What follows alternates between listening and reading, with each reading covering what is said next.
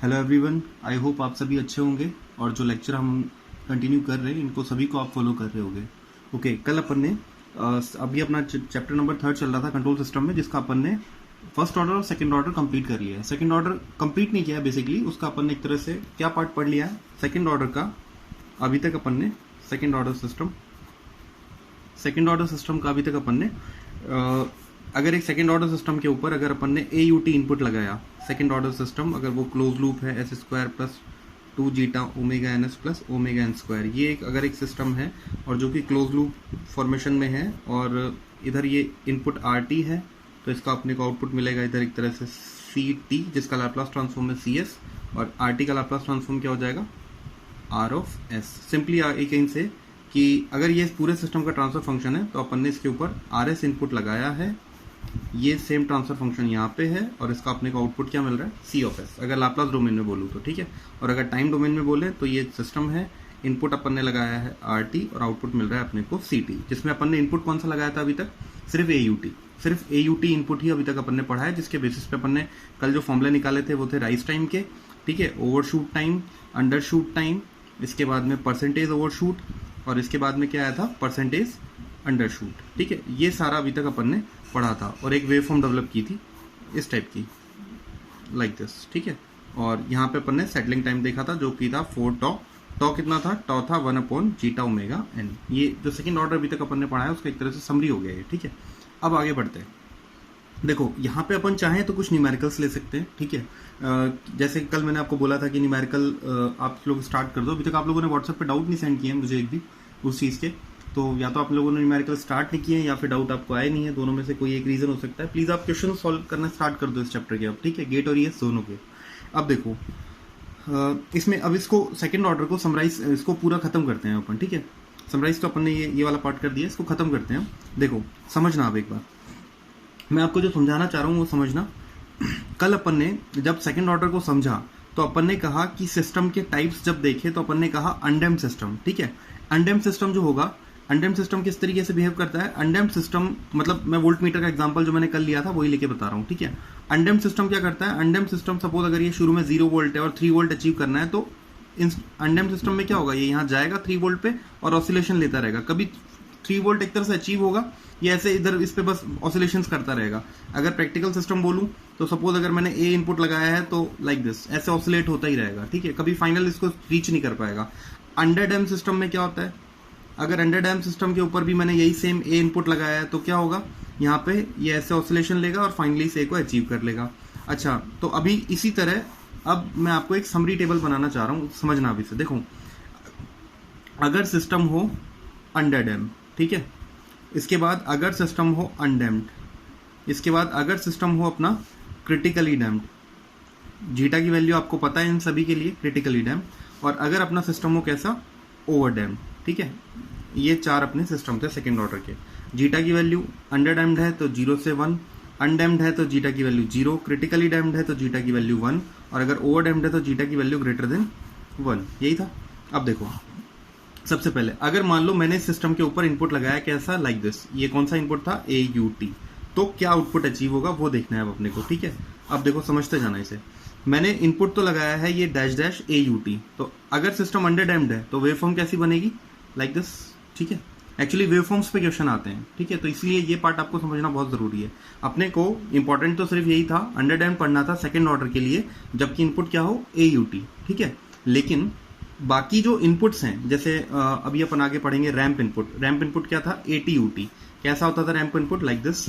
इसके बाद अपन पढ़ेंगे कौन सा input, parabolic input, sorry not parabolic, parabolic input अपन ने पढ़ा था, लेकिन यहाँ बात होगी A delta T, impulse input की। इम्पल्स इनपुट कैसा होता है, at time t equal to 0 पे इसकी वैल्यू कितनी होती है, इन्फिनिटी को अप्रोच करता है और एरिया अंडर द कर्व होता है A, ठीक है। नेक्स्ट, अब देखो ये सब सिग्नल का पार्ट है, बाकी आप लोगों ने मैथ्स में भी पढ़ रखा है, ये थर्ड सेम मैथ्स में सभी ने पढ़ रखा है, ठीक है, तो इसको मैं अभी ज्यादा फोकस इस पे नहीं कर रहा हूँ। A delta T I hope सभी को पता हो, टाइम t इक्वल टू 0 पे सिग्नल होता है, कैसा होता है A delta T, A delta T signal होता है, इसकी value time t equal to 0 पे होती है इन्फिनिटी, ये टाइम t इक्वल टू 0 पे इनफाइनाइट को अप्रोच कर रहा है। बट फिर ये A क्या है, जैसे सपोज करो कहीं पे सिग्नल लिखा हुआ है 2 डेल्टा T, कहीं पे लिखा हुआ है 3 डेल्टा टी। तो अगर मान लो मैं ये कहूँ कि डेल्टा टी की वैल्यू t इक्वल टू 0 पे इन्फिनिटी है, तो इस हिसाब से तो 2 डेल्टा टी और 3 delta T they both will like tending towards infinity, वो इन्फिनिटी को ही अचीव कर रहे हैं दोनों के दोनों। तो फिर 2 डेल्टा टी 3 डेल्टा टी में डिफरेंस क्या है? 2 डेल्टा टी का जो एरिया अंडर द कर्व है, इस कर्व के अंडर में जो एरिया है, ये जब सिग्नल पढ़ेंगे मैं आपको बहुत बहुत डिटेल में बताऊंगा इसे कि इसका एरिया किस तरह इसका एरिया निकाला जाता है। तो इसका 2 डेल्टा टी का एरिया 2 होगा और 3 डेल्टा टी का एरिया 3 होगा। अचीव तो दोनों के दोनों t इक्वल टू 0 पे अचीव तो टेंडिंग टुवर्ड्स क्या है? इन्फाइनिटी है, दोनों इन्फाइनिटी को अचीव करने की कोशिश कर रहे हैं, बट एरिया दोनों का अलग है, इसका 2 है और इसका 3 है। ओके, अब देखो, तो अभी AUT इनपुट अपन ने लगाया, तो ऐसे क्वेश्चन आएगा कि सपोज अगर अंडरडैम्प सिस्टम में सेकंड ऑर्डर का है जिसके ऊपर अगर ATUT इनपुट लगा रहा हूं, अगर ये मैं इनपुट लगा रहा हूं ATUT लाइक दैट, तो ये रैंप इनपुट, तो फिर आउटपुट की वेवफॉर्म कैसी बनेगी? ये लगा रहा हूं तो आउटपुट की वेवफॉर्म कैसी बनेगी? इंपल्स लगा रहा हूं, सिस्टम क्रिटिकली डैम्प्ड है, तो बताओ आउटपुट की इक्वेशन कैसी बनेगी? तो इस टाइप के क्वेश्चन आते हैं। तो देखो, सबसे पहले अपन ने देखा अगर सिस्टम कैसा है, अगर सिस्टम कैसा है, अंडरडैम्प्ड है और ATUT इनपुट है, तो वेवफॉर्म अपने पास ये आ गई। अगर सिस्टम कैसा हो, अनडैम्प्ड हो, ठीक है, अगर अनडैम्प्ड हो और अनडैम्प्ड में यही इनपुट लगाया मैंने A, तो अब देखो क्या होगा, इसके डबल एम्पलीट्यूड का 2A, इसके डबल एम्पलीट्यूड को अचीव करेगा और फिर लाइक दैट। क्यों हो रहा है ऐसा? क्योंकि अनडैम्प्ड सिस्टम है, डैम्पिंग है ही नहीं, तो ऑसिलेशंस ही चलते रहेंगे, कभी नहीं सेटल होने वाला है, कभी नहीं सेटल होगा ये। Okay, next, critically damped system पे भी अगर आप यही इनपुट लगाओगे, then what will happen, it will instantaneously achieve the value, मतलब नॉट इंस्टेंटेनियसली बट बहुत जल्दी ये इस वैल्यू को अचीव कर लेगा, मतलब क्रिटिकली डैम्प्ड। आइडियल डैम्पिंग है यहाँ पे, तो ऑसिलेशन नहीं होने देगा, आइडियल डैम्पिंग है, आप समझो। मैंने कल कहा था क्रिटिकली डैम्प्ड मतलब आइडियली डैम्प्ड, ये आइडियल डैम्पिंग है इसके अंदर। तो ये क्या करेगा, ये यहाँ पे ऑसिलेशन नहीं होने देगा, बहुत ही जल्दी, ठीक है, ये इस अपने इनपुट AUT को अचीव कर लेगा। जबकि अंडरडैम्प्ड में क्या हो रहा था, पहले ऑसिलेशन हो रहे हैं, फिर काफी आगे जाके इनपुट अचीव हो रहा है। अब इसके बाद में ओवरडैम्प क्या होगा, ओवरडैम्प का जो रेस्पॉन्स होता है वो क्रिटिकली डैम्प्ड से स्लो होता है, मतलब अचीव तो ये भी बिना ऑसिलेशंस, क्योंकि देखो डैम्पिंग बहुत ज्यादा बढ़ा दिया आपने, ठीक है, तो ऑसिलेशंस को आप और डैम्प कर रहे हो। लेकिन एक्चुअली होता क्या है, जैसे सपोज करो अगर क्रिटिकली डैम्प सिस्टम सेटल हो गया यहाँ पे आके अपन ने किसका इनपुट का 98% अचीव कर लिया, 2% एरर बैंड जो अपन कहते थे, TS इक्वल टू 4 बोलते थे। तो सेम अगर मुझे सेम AUT इनपुट मैंने लगाया है, लेकिन अगर ओवर डैम्पिंग कंसेप्ट है, ओवर डैम्पिंग का केस है, तो उस केस में क्या होगा, ये थोड़ा आगे जाके अपने इनपुट को वही कितना 98% अचीव करेगा, यानी इसका सेटलिंग टाइम ज्यादा होता है। ओके, नेक्स्ट, अब इस पे आते हैं ATUT पे। अगर मान लो ATUT रैंप इनपुट हो, अब बताओ अब क्या होगा। देखो, इनपुट पहले ऐसे डैश डैश ड्रॉ कर लिया करो, ठीक है। अब देखो, अगर मान लो पहले ऐसा करो, अनडैम्प्ड समझ लो, अनडैम्प्ड में क्या होगा, अनडैम्प्ड कभी भी अपने इनपुट को अचीव नहीं कर पाता और अपने इनपुट के अक्रॉस क्या करता है, ऑसिलेशन करता रहता है। यहाँ पे भी यही होगा, यही तो है इसका इनपुट डैश डैश, तो ये अपने इनपुट के अक्रॉस ऑसिलेशन ही करता रहेगा, बस कभी इसको अचीव नहीं कर पाएगा। इसके बाद अगर ये हो, अगर अंडरडैम्प्ड हो, तो अंडरडैम्प्ड के केस में कैसा करवाता है, अगर आप इसका मैथमेटिकल एक्सप्रेशन पूरा डेरिवेशन करोगे, अपने कोई काम का नहीं है वो पूरा का पूरा कंसेप्ट, ठीक है, इसलिए मैं उसको नहीं बता रहा हूँ। बाकी अगर मान लो ये इसका आप आउटपुट वेवफॉर्म ड्रॉ करते हो, तो it will be like this. ये पहले थोड़ा सा नीचे जाएगा, फिर ऑसिलेशन लेगा, ऑसिलेशन क्यों ले रहा है, क्योंकि अंडरडैम्प्ड है, थोड़े ऑसिलेशन लेगा and finally it will settle like this. इसके बाद ये क्या कर लेगा, इसकी स्लोप को अचीव कर लेगा। देखो इसकी स्लोप क्या है, ये लाइन की स्लोप ही तो होती है, ये जो स्लोप है एक तरह से ये तो ये इसकी स्लोप अचीव कर लेगा, इनपुट को नहीं अचीव कर रहा एग्जैक्टली, बट इसकी स्लोप को अचीव कर लेगा। और इनपुट और ये जो आउटपुट आया है इसमें एक डिफरेंस आ जाएगा, ये वाला। देखो मैं इसको थोड़ा यहाँ आपको बताता हूँ, ये इनपुट है, ठीक है, डैश डैश, और ऐसे हो रहा है, तो दोनों में इतना डिफरेंस हमेशा चलता रहेगा, इतना डिफरेंस दोनों में हमेशा चलता रहेगा। और ये इसी को यही है इस चैप्टर का अगला टॉपिक, जिसको अपन ने नाम दिया था स्टेडी स्टेट एनालिसिस। देखो यहाँ पे अपन ने क्या मान लिया, इस इनपुट ने आउटपुट ने इनपुट की क्या अचीव कर ली, स्लोप अचीव कर ली, इनपुट नहीं अचीव किया, इनपुट को नहीं अचीव कर पाया। जबकि अंडरडैम्प्ड में क्या हो रहा था, इनपुट अचीव हो जा रहा था, यहाँ पे AUT के केस में क्या हो रहा था, इनपुट अचीव हो रहा है, जबकि यहाँ पे इनपुट नहीं अचीव हो रहा। क्या अचीव हो रहा है, इनपुट की स्लोप अचीव हो रही है, स्लोप। ओके, तो देखो ये स्लोप अचीव हो जाएगी और हमेशा ये एरर बाकी, हमेशा इसमें इतना डिफरेंस रह जाएगा। तो देखो एक अपने एरर, अगर मैं आपको एक नाम दूं एरर, तो एरर एक्चुअली क्या होती है, एरर होती है इनपुट। एरर हमेशा क्या होगी, आप खुद सोचो, इनपुट माइनस आउटपुट। भाई आपने किसी भी सिस्टम को इनपुट दिया, उससे जितना एक्चुअल आउटपुट आना था वो नहीं आ रहा, तो जो डिफरेंस आ गया, तो फाइनली वो क्या हो जाएगा, ET, वही है एरर, दिस इज एरर। ठीक है, जिसको अगर मैं टाइम डोमेन में अगर एक्सप्रेशन दूं तो वो क्या हो जाएगा, इनपुट को क्या बोल रहे हैं अपन आर टी, आउटपुट को क्या बोल रहे हैं अपन सी टी, ठीक है। तो this is E T equal to R T minus C T, okay. तो ये जो एरर है ना ये बाकी रह जाएगी इसमें हमेशा हमेशा के लिए। और देखो ये कब आ रही है, यहां तक तो सिस्टम सेटल हो ही गया ना, इनपुट की स्लोप अचीव हो गई, ठीक है।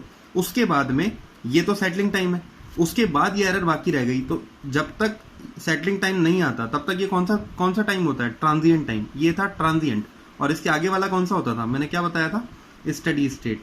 तो स्टेडी स्टेट जब आई सिस्टम के अंदर, स्टेडी स्टेट के टाइम पे ये जो एरर रह गई इसी को हम बोलेंगे स्टेडी स्टेट एरर, जो इस चैप्टर का अगला टॉपिक है। इस पर न्यूमेरिकल आएंगे, आपके पास काफी सारे इसी टाइप के न्यूमेरिकल आते हैं कि सपोज एक सिस्टम है जिसके ऊपर रैंप इनपुट दे रखा है, ठीक है, और लाइक स्टेडी स्टेट एरर बताओ उसकी, ठीक है। तो इस टाइप के अपने को आगे जाके क्वेश्चन मिलेंगे जो इस चैप्टर का अगला टॉपिक है, ठीक है।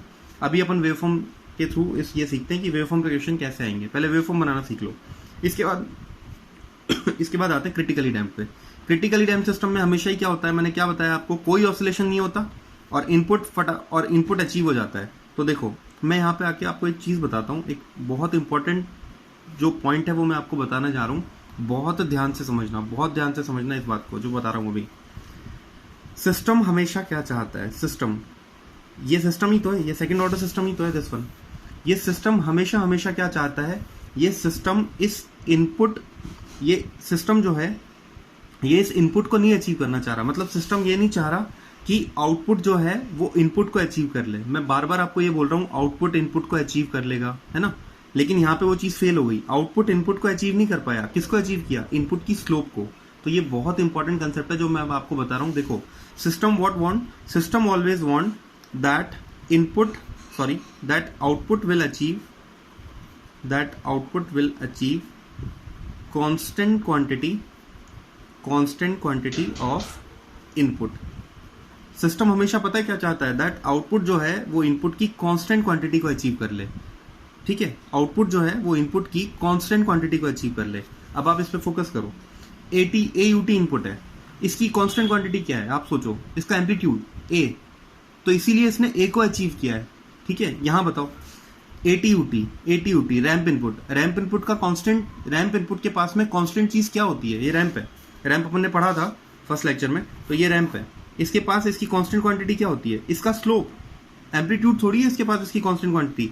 1 पे इसका एम्पलीट्यूड 1 है, 2 पे इसका एम्पलीट्यूड 2 है, 3 पे इसका एम्पलीट्यूड 3 है। अगर सपोज करो मैं ATUT कह रहा हूं तो ATUT में क्या होगा, 1 पे एम्पलीट्यूड A है, 2 पे एम्पलीट्यूड 2 है, यही तो पढ़ा था अपन ने। तो इसकी कांस्टेंट क्वांटिटी इसका एम्पलीट्यूड थोड़ी है, वो तो कंटिन्यूअसली इंक्रीज हो रहा है। इसका कांस्टेंट क्वांटिटी क्या है, इसकी स्लोप। ये एक स्ट्रेट लाइन हो गई ना, तो इसकी स्लोप तो कांस्टेंट है, ठीक है। स्लोप क्या होती है, delta Y upon delta X, Y में चेंज अपॉन एक्स में चेंज। तो वो कांस्टेंट है। आप देख लो भले, आपने टाइम t इक्वल टू 1 से टाइम t इक्वल टू 2 तक, यहाँ पे टाइम में कितना चेंज हो रहा है, ये मतलब एक्स एक्सिस पे कितना चेंज हो रहा है, डेल्टा एक्स है 1 से 2 तो 1 का चेंज हुआ। यहाँ पे कितना चेंज हुआ, वाई एक्सिस में सेम टाइम पे। अगर ये इतना चेंज हो रहा है डेल्टा एक्स, तो डेल्टा वाई कितना चेंज हो रहा है, 2a माइनस a, तो डेल्टा वाई कितना है a, तो delta Y upon delta X कितना आया यहाँ पे 1a आ गया ना। अब आप यहाँ देख लो भले, यहाँ पे भी 2 से 3 तो 1 का चेंज हो रहा है एक्स में, और वाई में कितना चेंज हो रहा है, 2a से 3 है तो वाई में कितना चेंज हो रहा है, a का। अगेन वाई में चेंज a का, एक्स में चेंज 1 का, तो स्लोप अगेन कितनी a। तो रैंप इनपुट के लिए कांस्टेंट क्वांटिटी क्या है, उसकी स्लोप कांस्टेंट है, ठीक है। तो same thing I wanted to say कि यहाँ पे रैंप के केस में क्यों स्लोप अचीव हो रही है, मैं वो समझाना चाह रहा हूँ। स्लोप इसलिए अचीव हो रही है क्योंकि रैंप के लिए उसकी स्लोप कांस्टेंट है, कांस्टेंट क्वांटिटी है। तो सिस्टम क्या चाहेगा, इनपुट का कांस्टेंट क्वांटिटी यानी उसकी स्लोप अचीव हो जाए, इसलिए बार बार स्लोप अचीव हो रही है। अब देखो यहाँ क्या हो रहा है, जब मैंने अनडैम्ड लगाया तो अनडैम्ड में क्या हो रहा है, स्लोप अचीव कभी नहीं होगी, वो उसके ऊपर नीचे चलता रहेगा, इसी स्लोप के ऊपर नीचे। अब बताओ क्रिटिकली डैम्प में क्या होगा। क्रिटिकली डैम्प में सोचो, जब ATUT दिया तो ATUT ने क्या किया, यहाँ पे इनपुट की कांस्टेंट क्वांटिटी क्या थी, AUT के केस में इनपुट का एम्पलीट्यूड, तो उसके एम्पलीट्यूड को उसने फटाफट अचीव कर लिया। यहाँ पे भी यही होगा। रैंप के केस में कांस्टेंट क्वांटिटी क्या है, रैंप का स्लोप। तो ये भी क्या करेगा, रैंप का जो स्लोप है तो उसको फटाफट ये अचीव कर लेगा। तो the output waveform will be like this. ये डैश तो याद रखना इनपुट है, ये आउटपुट नहीं है। नेक्स्ट ओवरडैम्प बताओ क्या करता है। देखो ओवरडैम्प का और क्रिटिकली डैम्प का आउटपुट लगभग सेम रहता है, बस ये है कि ओवरडैम्प थोड़ा लेट रेस्पॉन्स रखता है, क्रिटिकली डैम्प थोड़ा फास्ट रखता है। तो बस यहाँ पे भी यही होगा, इसने स्लोप कहाँ अचीव की, यहीं पे, ये कहाँ अचीव करेगा, थोड़ा लेट आगे जाके, तो ये टाइम ज्यादा लगा रहा है, इसने यहीं अचीव कर ली, इसने थोड़ा आगे ज्यादा टाइम ले लिया यहाँ पे। ओके, अब आते हैं ए डेल्टा टी, ठीक है, ए डेल्टा टी इम्पल्स इनपुट। अब देखो इसमें क्या होगा, इम्पल्स इनपुट अगर आप दोगे किस पे, अंडरडैम्प सिस्टम पे, अंडरडैम्प सिस्टम पे, ठीक है। तो अगर अंडरडैम्प सिस्टम पे दोगे तो अंडरडैम्प सिस्टम में क्या होगा, अंडरडैम्प सिस्टम देखो क्या करता है, पहले तो वो अगेन वही चीज देखो कि सिस्टम क्या चाहता है, सिस्टम चाहता है इनपुट की कांस्टेंट क्वांटिटी अचीव होना, ठीक है। अब बताओ इम्पल्स के केस में कांस्टेंट क्वांटिटी क्या है, इम्पल्स का एम्पलीट्यूड कांस्टेंट है क्या, नहीं, इम्पल्स के केस में तो एम्पलीट्यूड किसको अचीव कर रहा है, इनफाइनाइट को, तो वो आप उसको कांस्टेंट नहीं कहोगे, वो मतलब एक तरह से बोलूं तो वो मतलब आप उसको काउंट ही नहीं कर पाओगे, इनफाइनाइट है वो तो, ठीक है। तो पहले तो आप अगर किसी को नहीं भी पता है इम्पल्स इनपुट क्या है तो उसको आप एक चीज प्रैक्टिकली फील करो। देखो सपोज करो कि इम्पल्स आप अपन पढ़ते थे 11th क्लास में, इम्पल्सिव फोर्स, तो what is that impulsive force, suppose करो आपके गाल पे कोई थप्पड़ मार रहा है, ठीक है, तो आप उसके मतलब उसके हाथ के और आपके गाल के बीच में कितनी देर तक कनेक्शन रहा, जस्ट मैं बोलूं तो delta T time equal to 0, मतलब 0.1 सेकेंड, बहुत कम टाइम के लिए कनेक्शन रहता है, बस थप्पड़ मारा और हाथ हट गया। लेकिन फोर्स कितना लगा, अगर सपोज बहुत अच्छा खासा तेज थप्पड़ मारा है तो फोर्स, बहुत ज्यादा फोर्स अप्लाई किया है, तो वो इम्पल्सिव फोर्स है। बहुत जब कोई भी प्रोसेस बहुत कम टाइम के लिए हो लेकिन उसका एम्पलीट्यूड, उसकी स्ट्रेंथ बहुत ज्यादा हो, तो वो इम्पल्स है। यहाँ पे भी तो यही हो रहा है, इम्पल्स इनपुट कैसा होता है, टाइम टी इक्वल टू 0 पे इनफाइनाइट, बहुत शॉर्ट टाइम के लिए, टाइम टी इक्वल टू 0 पे एग्जैक्टली, तो लेकिन उसकी हाइट कितनी है, उसका हाइट कितनी है उसकी, इनफाइनाइट। इसके अलावा और कोई सा भी टाइम ले लो, time t not equal to 0, बाकी सब जगह क्या होता है, 0 ही होता है, सब जगह 0 होता है बाकी, ठीक है। तो देखो यहाँ पे इम्पल्स के लिए कांस्टेंट क्वांटिटी हाइट नहीं है उसकी, इसका ध्यान रखना, इसकी कांस्टेंट क्वांटिटी क्या है इम्पल्स की, उसका एरिया, जो मैंने थोड़ी देर पहले आपको बोला कि जैसे 2 डेल्टा टी है तो 2 डेल्टा टी का एरिया हमेशा क्या होगा, 2 ही रहेगा, 3 डेल्टा टी का एरिया हमेशा क्या होगा, 3 ही रहेगा। तो इसके पास जैसे ए यूटी के लिए कांस्टेंट क्वांटिटी क्या होती है, उसका एम्पलीट्यूड, एटी यूटी के पास कांस्टेंट क्वांटिटी होती है उसकी स्लोप, तो ए डेल्टा टी के पास कांस्टेंट क्वांटिटी क्या होती है, उसका एरिया। ओके, तो फाइनली व्हाट आउटपुट वांट्स, अब आउटपुट चाहेगा कि इनपुट का कांस्टेंट क्वांटिटी मतलब क्या, उसका एरिया, तो आउटपुट अब चाहेगा कि इनपुट का एरिया फटाफट अचीव हो जाए। तो देखो इसमें क्या होगा, अंडरडैम्प के केस में देखो, ये मान लेते हैं ये एरिया ए है, ये एरिया ए है, अचीव कर लिया, लेकिन ये तो अंडरडैम्प्ड है, इसमें तो ऑसिलेशन आएंगे, ये तो फर्स्ट वाला केस अंडरडैम्प्ड है, इसमें तो ऑसिलेशन आएंगे,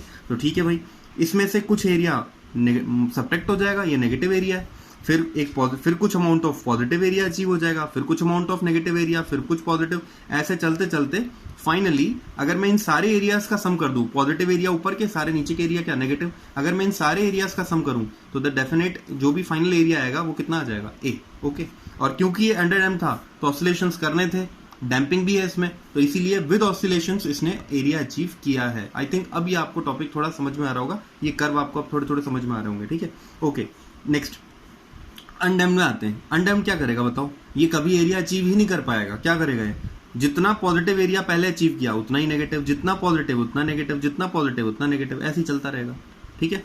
next critically damped system. Critically damped system क्या करेगा बताओ, ये एरिया अचीव करेगा और बहुत फास्ट करेगा। इसने क्या किया था, इसने इनपुट अचीव किया, सॉरी इनपुट की कांस्टेंट क्वांटिटी, उसका एम्पलीट्यूड अचीव किया और बहुत फास्ट किया, सेम क्या करेगा, बहुत फास्टली अपने इनपुट का अचीव करके और इस टाइप से, मतलब बहुत बहुत पीकी नेचर से ऊपर जाएगा, बहुत फास्टली ऊपर जाएगा, and the output will be like this, ठीक है। इसके बाद में ओवरडैम्प्ड, ये एक और चीज मैं बता दूं, ये सब मैं वेवफॉर्म ऐसे ही नहीं बना रहा हूँ, इन सबके पीछे मैथमेटिकल प्रूफ है, इनके डेरिवेशंस होते हैं, उसके बाद ये वेवफॉर्म बन के आती हैं, ठीक है। बट फिर भी मैं आपको कैसे याद रख सकते हो इन्हें, वो मैं आपको पूरा प्रोसेस समझा रहा हूँ। डेरिवेशन अपने काम के नहीं है, इंपॉर्टेंट नहीं है वो गेट पॉइंट ऑफ व्यू से, ठीक है इनके, और जो वेवफॉर्म्स इंपॉर्टेंट है, इसके क्वेश्चन पीएसयूज में भी आते हैं, इवन ईएस में आते हैं, गेट में भी आते हैं। Okay, next overdamped system. Overdamped system बताओ क्या करता है, एरिया तो ये भी अचीव करेगा बट क्रिटिकली डैम्प्ड से स्लो अचीव करेगा, तो ये थोड़ा स्लो प्रोसेस करेगा, ये आराम से धीरे धीरे अचीव करेगा। जबकि इसने क्या किया था, पीकी नेचर लेके फटाफट बहुत एक major quantity of positive area achieve करके नीचे आ गया। ओके, तो ये आई थिंक ये पूरा का पूरा जो प्रोसेस है ये आपको समझ में आया हो, ठीक है। अभी इसके बाद अब अपन आगे बढ़ते हैं, ठीक है। ये अब अपन कह सकते हैं कि एक बार अपन ने सेकंड ऑर्डर का ये पूरा अपन ने ये पॉइंट, अब सेकंड ऑर्डर अगर मैं सिंपली बोलूं तो खत्म हो चुका है, ठीक है। अब आते हैं इसके आगे वाले पार्ट पे, ठीक है। इसके आगे वाला जो पार्ट है वो समझते हैं। इसके आगे वाला जो पार्ट है उसके लिए, उससे पहले मैं आपको कुछ न्यूमेरिकल बताता हूँ, ठीक है, कुछ न्यूमेरिकल बताता हूँ, देखो समझना इसे। ये सपोज करो मेरे पास एक क्वेश्चन है, कुछ भी ले लो, लेट से 4/s² plus 2 zeta omega ns plus, sorry क्या, 2s प्लस 4, ये आई थिंक मैंने कल भी आपको बताया था, ठीक है। सपोज करो इसके लिए आपसे सेटलिंग टाइम पूछा हुआ है ts, ये सेकंड ऑर्डर सिस्टम है, उसने बोला हुआ है ये एक सेकंड ऑर्डर सिस्टम है, ठीक है। इस सेकंड ऑर्डर सिस्टम के ऊपर उसने इनपुट क्या दिया हुआ है, RT is equal to 2ut, ये इनपुट दिया हुआ है, ठीक है। तो व्हाट ही वांट्स, उसको क्वेश्चन में पूछा हुआ है ts उसने पूछा है किसके लिए, 2% एरर बैंड के लिए, ये क्वेश्चन है भाई, ठीक है, ये पूछा है। सॉरी मैं एक पॉइंट में आपको भूल गया बताना, ठीक है, मैं आपको इसी वेव फॉर्म में बताता हूँ दोबारा, यहाँ पे एक पॉइंट अपन मिस कर गया, ठीक है, समझना इसे, दिस इज ऑल्सो इम्पोर्टेंट, दोबारा समझना इसे। देखो ये सब वेव फॉर्म्स तो अपन ने बना ली, ठीक है, इसमें इसको समझना एक चीज, अंडरडैम्प्ड सिस्टम है, अभी मैं जितना भी अंडरडैम्प्ड सिस्टम, अभी मैं एक्चुअली इन सबके सेटलिंग टाइम बताना चाह रहा हूँ, ठीक है, इन पे क्वेश्चन रहता है, ठीक है। अंडरडैम्प्ड अगर सिस्टम है, अंडरडैम्प्ड सिस्टम है, और अगर मेरे को बोला गया है AUT इनपुट दिया है, तो सेटलिंग टाइम कितना होगा। तो अब आप अपने दिमाग में एक चीज बिल्कुल क्लियरली सेट कर लो, अंडरडैम्प्ड सिस्टम का सेटलिंग टाइम हमेशा हमेशा 2% एरर बैंड के लिए क्या होगा, वो हमेशा हमेशा होगा TS इक्वल टू 4 टॉ। टॉ आपको पता है, टॉ कितना होता है, टॉ होता है टॉ इज इक्वल टू 1/जीटा ओमेगा n, ये आपको पहले से ही पता है, ओके। नेक्स्ट, तो ये सेटलिंग टाइम कितना है इसका, 4 टॉ। अंडरडैम यहाँ पे भी, तो ये भी तो अंडरडैम का ही केस है, AUT इनपुट के लिए अंडरडैम का केस, तो ये भी कितना है 4 टॉ, ये भी कितना है 4 टॉ, ठीक है। अब आते हैं अनडैम्प्ड पे। अनडैम्प्ड कभी सेटल होता है क्या, कभी नहीं होता, मैं वैसे भी बता सकता हूँ, देखो इसे, अंडरडैम्प्ड सिस्टम के लिए अगर मैं टॉ निकालूं तो कितना आएगा बताओ, जीटा कितना है, अनडैम्प्ड सिस्टम का जीटा कितना है 0, तो यहाँ पे टॉ कितना हो जाएगा, टॉ हो जाएगा 1/0 इंटू ओमेगा n, तो टॉ बिकम इनफाइनाइट। अनडैम्प्ड की बात हो रही है, अनडैम्प्ड, तो अनडैम्प्ड में डैम्पिंग है ही नहीं, तो जीटा 0, तो टॉ कितना हो गया, टाइम कांस्टेंट कितना हो गया उसका, इनफाइनाइट। तो फिर टीएस अगर मैं, अब अगर मान लो मैं कहूं कि इसका सेटलिंग टाइम 4 टॉ होता है और टॉ आ गया इनफाइनाइट, टॉ इनफाइनाइट है, तो कितना हो गया टीएस भी तो इनफाइनाइट हो गया, मतलब ये इनफाइनाइट टाइम बाद सेटल होगा, तो तभी तो हो रहा है, ये कभी अचीव, ये कभी सेटल ही नहीं हो रहा, ये रुक ही नहीं रहा, चाहे AUT दे दो, चाहे ATUT दे दो, चाहे A डेल्टा T दे दो, ये कभी नहीं सेटल होने वाला, okay. Next, critically damped system में आप लोग अच्छे से ध्यान रखना, क्रिटिकली डैम्प्ड सिस्टम के लिए पहले तो आप टॉ की वैल्यू निकालो, कितनी होती है टॉ की वैल्यू, देखो जीटा कितना होता है उसके लिए 1, तो टॉ कितना हो जाएगा 1/ओमेगा n, ये चीज तो क्लियर हो गई, यहाँ पे टॉप 1 पुट कर, जीटा को 1 पुट करते ही टॉ हो गया 1/ओमेगा n। बट एक पॉइंट ध्यान रखना, 2% एरर बैंड की बात कर रहा हूँ और मैं ये सारे के सारे, ठीक है, ये 2% एरर बैंड की सेटलिंग टाइम है सारे के सारे। तो क्रिटिकली डैम्प्ड सिस्टम के लिए जो सेटलिंग टाइम होता है वो अच्छे से आप लोग ध्यान रखना, that is TS is equal to 6 tau, ये 4 टॉ नहीं होता, 2% एरर बैंड के लिए कितना होता है 6 टॉ होता है, 6 टॉ ध्यान रखना। तो यहाँ पे कितना, ये 6 टॉ, और टॉ क्या होता है उसके लिए 1/ओमेगा n, okay. Next, overdamped system. Overdamped system को अब आप एक बार इसको, इसके लिए अब मेरे को आपको एक बार एक पॉइंट आपको समझाना पड़ेगा, और वो समझो अब आप, ठीक है, वो देखो क्या, आप एक बार ये पॉइंट देखना, आप याद करो ओवरडैम्प्ड सिस्टम के लिए पोल की लोकेशंस कैसी आई थी, ये जो सर्कल था एक, याद है, इसके बाद एक पोल यहाँ था, एक पोल यहाँ था, यही तो था ओवरडैम्प्ड सिस्टम का केस, जबकि जीटा क्या हो जाता है ग्रेटर देन 1, याद है, ओके। अब देखो, तो ये 2 पोल नहीं हो गए, और याद करो इसकी पोल की लोकेशन क्या आई थी, पोल की लोकेशन आई थी ओवरडैम्प्ड के लिए, ध्यान रखना, -zeta omega n minus plus omega n under root zeta square -1। अगर नहीं याद आ रहा तो अपने नोट्स खोल के देख लो, कल वाले क्लास के, अपने पास ये ओवरडैम्प्ड सिस्टम के पोल आए थे, ठीक है। अब मैं इसमें से दोनों पोल को समझता हूँ, देखो S1 पहला पोल, माइनस कॉमन ले रहा हूँ पूरे में से, ठीक है, सिर्फ, और इसमें माइनस कंसिडर करते हुए, तो यहाँ पे क्या हो जाएगा जीटा ओमेगा n, और यहाँ माइनस कंसिडर किया मैंने सबसे पहले, और माइनस कॉमन भी ले लिया है, तो ये हो गया plus omega n under root zeta square -1, okay. Next, मैंने अब प्लस कंसिडर कर रहा हूँ, यहाँ पे प्लस कंसिडर करके यहाँ पे और माइनस कॉमन ले रहा हूँ, तो सेकंड पोल क्या हो गया minus of zeta omega n minus omega n under root zeta square -1, यही हुआ।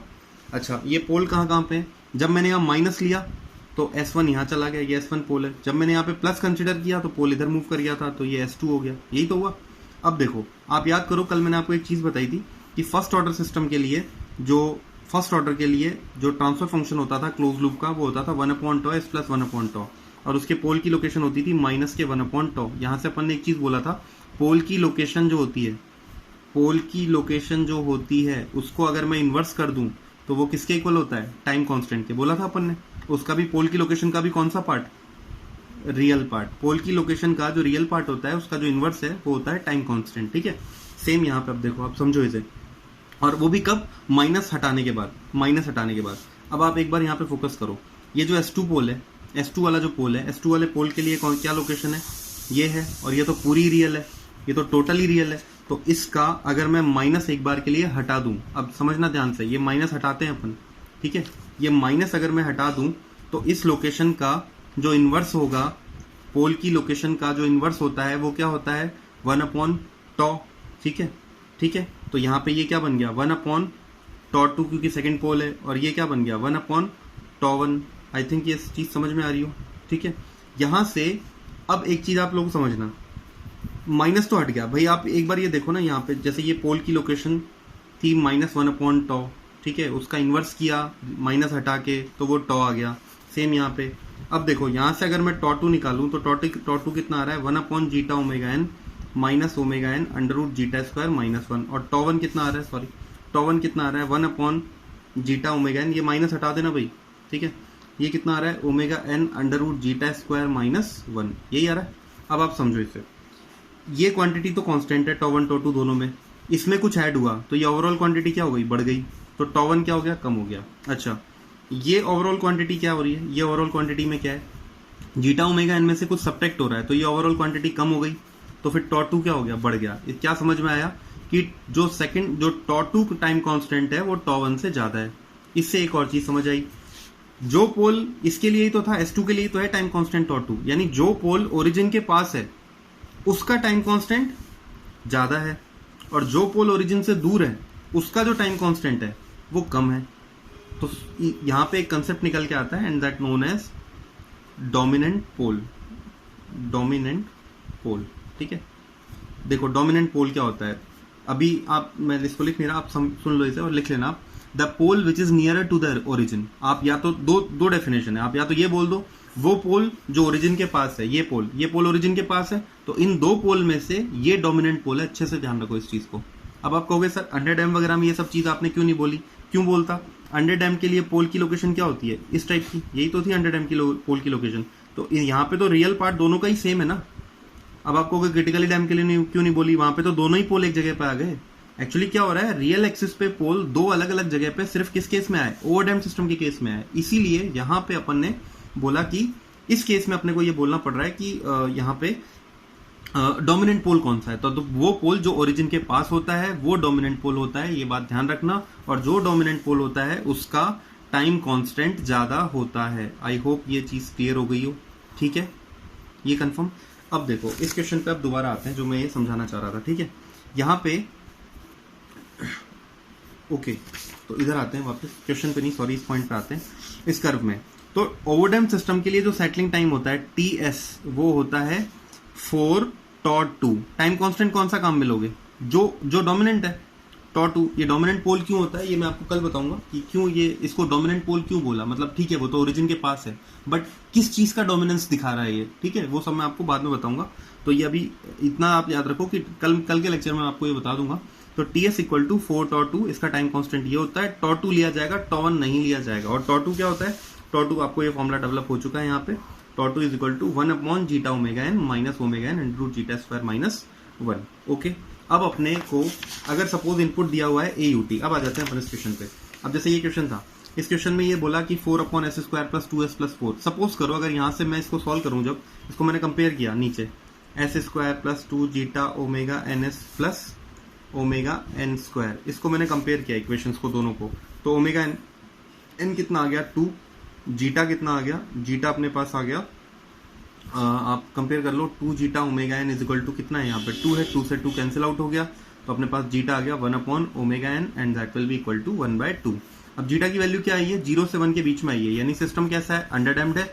और बिकॉज सिस्टम अंडरडैम्ड है तो अब ठीक है, अंडरडैम्ड के सारे इस पे फॉर्मूले लग पाएंगे। और TS पूछा था, तो TS क्या हो जाएगा 4τ और 4/ζ ओमेगा n और जीटा तो आपको पता ही है, 4 जीटा है इसका कितना भाई 1/2, ओमेगा एन है 2, 2 से 2 कट गया तो 4 second is the settling time. ये समझ में आया। लेकिन अगर मान लो सॉल्व करता मैं और मान लो क्वेश्चन ऐसे होता, क्वेश्चन होता 4/s² प्लस आपका होता ये 4s + 4। अब आपका ओमेगा एन कितना आता 2 आता। अब आपका 2 जीटा ओमेगा एन कितना होता 4 होता, ये 2 टाइम्स कैंसिल होता, ओमेगा एन को 2 पुट करते वो भी कैंसिल होता, जीटा कितना आता आपका 1। अब ये कौन सा सिस्टम बन गया क्रिटिकली डैम, ध्यान से समझना। अब ये बन गया क्रिटिकली डैम, और क्रिटिकली डैम सिस्टम पे अब देखो ये कौन सा केस बन गया, ये बन गया ये वाला केस क्रिटिकली डैम सिस्टम, और जिसपे इनपुट कौन सा दिया है AUT इनपुट दिया है। तो इसके लिए ये वाला आउटपुट आएगा, ये कर्व आएगा, लेकिन सेटलिंग टाइम पूछा है ना 2% एरर बैंड का, तो सेटलिंग टाइम क्या होगा 6 टॉ। ये इंपॉर्टेंट है, ये ध्यान रखना है आपको। तो यहाँ पे TS कितना बन जाएगा, TS बन जाएगा 6 टॉ, ठीक है। और टॉ तो अगेन क्या होगा जीटा ओमेगा एन, जीटा तो क्रिटिकली डैम के लिए 1 होता ही है, ओमेगा एन आपने निकाला, ये 2 आ गया। तो अब कितना है सेटलिंग टाइम, अब है 3 सेकंड, पहले कितना आया था, पहले आया था 4 सेकंड अंडर डैम के केस में। इसी तरह अगर मान लो ओवर डैम्ड आ जाए, तो ओवर डैम के लिए अब मैंने आपको बता ही दिया, ओवर डैम के लिए कितना होता है 4 टॉ 2। और अगर अनडैम्ड बन जाए सिस्टम, सपोज जीटा 0 दे रखा हो, जीटा 0 आ रहा हो, तो उसके लिए सेटलिंग टाइम कितना हो जाएगा इनफाइनाइट। आई होप अब ये आपको पूरा समझ में आया हो, ये क्यों मैंने ये बताया है ये भी समझ में आओ। वेव फॉर्म पे बेस भी एक क्वेश्चन देखते हैं, ठीक है।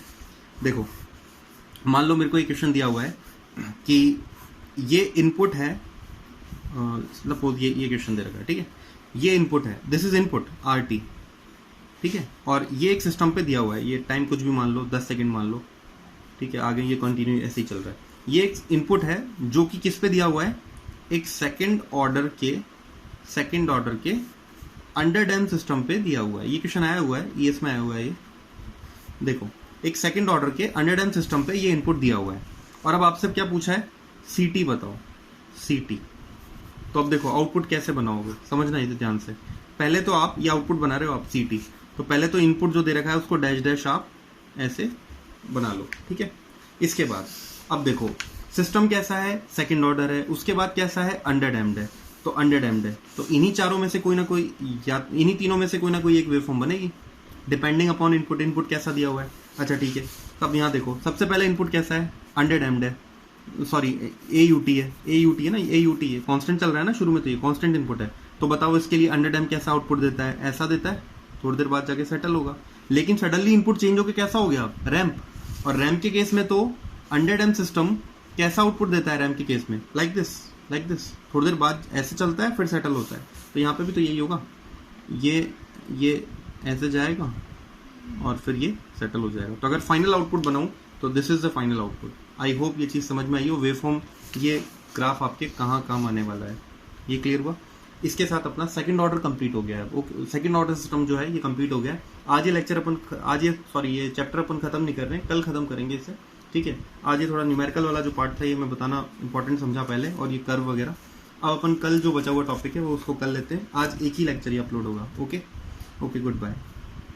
और प्लीज आप इसके क्वेश्चंस बना लो, जितने आधे क्वेश्चंस आपके बन जाएंगे, स्टडी स्टेट एनालिसिस वाले पार्ट को छोड़ के आपके आधे क्वेश्चन इसके बन जाएंगे, आप ट्राई करो एक बार, ठीक है। Okay bye.